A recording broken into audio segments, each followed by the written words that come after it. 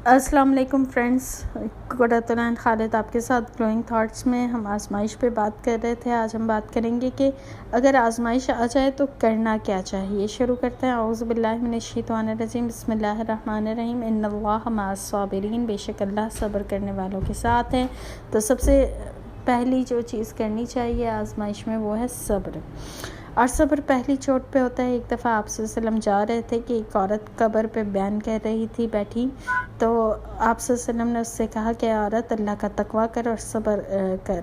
तो उसने कहा कि तुम्हें क्या पता मेरा क्या नुकसान हुआ है। तो आप सल्लल्लाहु अलैहि वसल्लम खामोशी से चले गए और सहाबा कराम ने उस औरत को आके बताया कि ये अल्लाह के रसूल थे तो और तुमने उनसे कैसी गुस्ताखी की।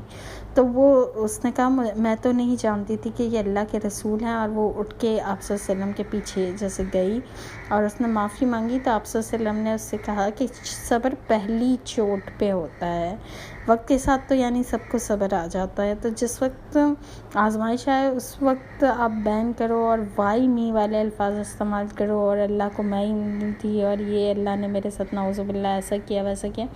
तो ये सब करने के बजाय और फिर बाद में रो धो के आप कहो कि अब मैंने सब्र किया, तो ये सब्र नहीं होता। सब्र पहली चोट पे होता है। फिर इसके अलावा ये बहुत वास्ट टॉपिक है सब्र, इसको हम बहुत अच्छे से करेंगे, बड़े दर्जे हैं सब्र करने वालों के। अच्छा, नंबर 2, उस आजमाइश में अल्लाह से मदद मांगी जाए और अल्लाह से दुआ की जाए कि अल्लाह ताला इसको टाल दे और इस मुसीबत में आसानी कर दे, हमें साबित कदम रखें और इस मुसीबत के ज़रिए हमारे दर्जात बुलंद करें और इसके लिए दुआएं मांगी जाएं। फिर नंबर 3, साबित कदम रहा जाए और हिम्मत से उसको झेला जाए, बजाय इसके कि वावेला करें और उसमें अपने आप को जैसे मजबूत रखा जाए। नंबर 4, शैतान का तरने वाला ना बने, क्योंकि शैतान आजमाइश के वक्त में बहुत बहकाता है। तो मोमिन वो होता है जिसका ईमान बीमारी में भी वही होता है जितना कि सेहत में होता है। उसका ईमान कैद में भी ऐसे ही होता है जैसा आज़ादी में होता है, यानी उसका ईमान कम नहीं होना चाहिए और वो शैतान का तरने वाला ना बने, क्योंकि शैतान ऐसे मौके पर ज़रूर आपको नाशुक्री में मुब्तला करेगा और आपको बेसब्री में मुब्तला करेगा। नंबर 5, अल्लाह से दुआ मांगी जाए और नंबर 6, मुसीबत को हटाने की पूरी कोशिश की जाए। जैसे कोई तकलीफ़ है, कोई बीमारी है तो उसका इलाज किया जाए। इसके अलावा मुसीबत में गिरफ़्तार लोगों की मदद की जाए। जैसे अगर आपके ऊपर आजमाइश आई है तो आप देखें कि दूसरों के जैसे सदका खैरात जैसे सदका बलाओं को टालता है, तो आप ये कर सकते हैं, सदका कर सकते हैं। इसके अलावा आप देखें कि दूसरा अगर कोई तकलीफ़ में है तो उसकी तकलीफ़ को हटाया जाए, दूर किया जाए, उसकी हेल्प की जाए, किसी तकलीफ़ में मुब्तला शख्स की। तो ये भी आपको बहुत ज़्यादा वो करती है, आजमाइश में सब्र और हौसला देती है और आजमाइश से निकलने के लिए। अच्छा, इसके अलावा पिछली कौमों के वाक़यात पढ़े जाएँ। जैसे पिछले दिनों हमने पिछले लोगों की आजमाइशों का ज़िक्र किया था। इसके अलावा आप अपने हॉस्पिटल्स, ओल्ड होम्स, ईदी सेंटर्स वगैरह जाके आप उन लोगों को विज़िट करें। तो जब उनको विज़िट करेंगे तो आपको अपना गम बहुत हल्का लगने लगेगा। अपने से ज़्यादा दुखी लोगों को देखा जाए। इसके अलावा एक दफ़ा हज़रत अली को बुखार आया था तो आप सल्लल्लाहु अलैहि वसल्लम ने हज़रत अली को दुआ दी थी कि ला बासा तहूरुन इंशाअल्लाह, अल्लाह ने चाहा तो ये बीमारी पाक करने वाली है। तो सब्र, ये जो हमारी आजमाइश होती है ये हमें बीमारियों यानी उससे गुनाहों से पाक कर देती है। इसके अलावा मुसीबत टल जाने पर शुक्र अदा किया जाए और बल्कि अगर आप किसी दर्द या तकलीफ़ में मुब्तला हैं तो इसकी दुआ यही है कि अल्हम्दुलिल्लाह अला कुल्ली हाल, के ए मालिक हर हाल में तूने मुझे जिस हाल में रखा तेरा शुक्र है।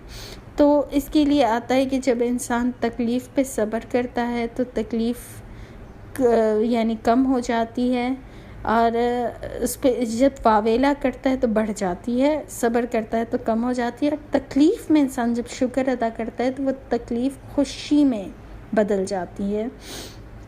तो अल्हम्दुलिल्लाह कसरत से करें कि और अपनी नेमतों को देखें कि जो नेमतें मिली हैं इस वक्त यानी अगर ये भी ना होती, जैसे अगर एक्सीडेंट हुआ है और उसमें अगर आपकी पाँव में कोई फ्रैक्चर आया है तो आप शुक्र अदा करें कि हाथ तो बच गए।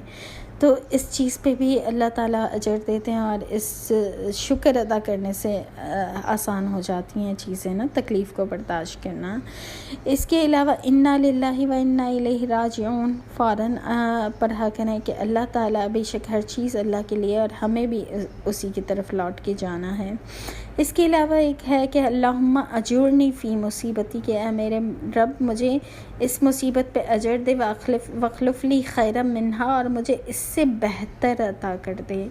तो इसके बारे में आता है कि हज़रत उम्मे सलमा, जब अबू सलमा का इंतकाल हुआ तो अबू सलमा और उम्मे सलमा जो दोनों हस्बैंड वाइफ थे और उनके हस्बैंड की डेथ पे वो काफ़ी उदास थी और वो ये दुआ उनको एक वक्तों में अबू सलमा ने सिखाई थी आप सल्लम से जब वो सीख के आए थे। तो वो ये दुआ मांगती जा रही थी कि अल्लाह मुझे इस मुसीबत पे अजर दे और मुझे इनसे बेहतर अता कर। लेकिन वो दिल में सोचती जा रही थी कि इनसे बेहतर कौन हो सकता है अबू सलमा से, यानी इतनी अच्छी उनकी अंडरस्टैंडिंग थी कि उनसे अच्छा तो उनको कोई लगता ही नहीं था। लेकिन उसके कुछ अरसे बाद आप सल्लम का उनके लिए रिश्ता आया और वो फिर अज़वाजुम मुतहरात बनी, अल्लाह ने उन्हें बेहतरीन अता किया। तो सब्र, ये दुआ मांगना, कसरत से दुआएं मांगा करें आज़माइश के वक्तों में। इंशाअल्लाह अल्लाह ताला करे कि हमारी आज़माइश तो ऑब्वियसली दुनिया की ज़िंदगी है ही आज़माइश, लेकिन अल्लाह इस इम्तिहान से सबको अच्छे से गुजारे और अल्लाह से अजर की उम्मीद रखना, ये चीज़ ज़रूर रखें कि अल्लाह से अजर की उम्मीद पे आप सब्र करेंगे तो आपको इंशाअल्लाह आपके लिए हर मुश्किल परेशानी को झेलना आसान हो जाएगा।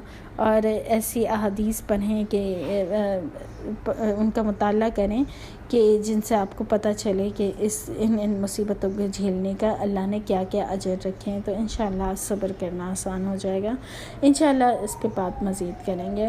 व आखिर दावाना अल्हम्दुलिल्लाहि रब्बिल आलमीन, सुबहान रब्बिका रब्बिल इज़्ज़ति अम्मा यसिफ़ून व सलामुन अलल मुरसलीन वल्हम्दुलिल्लाहि रब्बिल आलमीन। अस्सलामु अलैकुम व रहमतुल्लाह। पसंद आए तो लाइक, सब्सक्राइब एंड शेयर कीजिएगा।